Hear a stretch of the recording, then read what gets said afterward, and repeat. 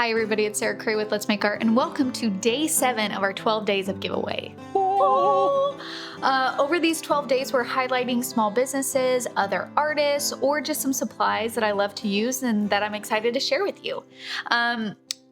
Today, the winner will receive... I'm calling it the Let's Make Art Scholarship. And so what that means is this lucky winner will receive every single month from January to December in their Let's Make Art video accounts, and they won't have to pay a thing.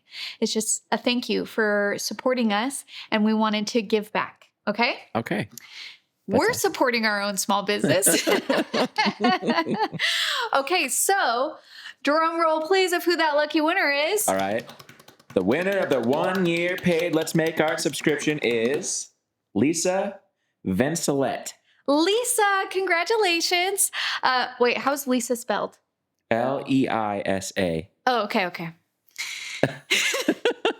I know a Lisa, a different Lisa, but it's spelled differently. So I didn't know if it was that same Lisa, but I didn't want to assume. So I had to ask. Anyways, Lisa, congratulations. I'm super excited to share with you. We have some really good things coming up this next year. And so every time you log into your Let's Make Art account, you'll have that month when it's released. Thank you so much for your support and for being a llama and being here with us.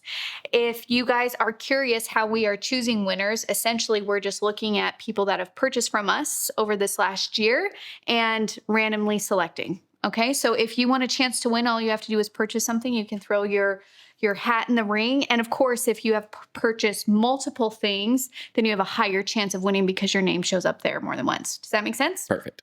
Okay. Again, thank you for being here and for supporting us. We love what we do, and it's only possible because of you guys.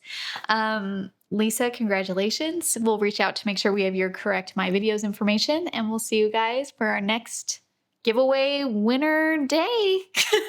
All right, bye.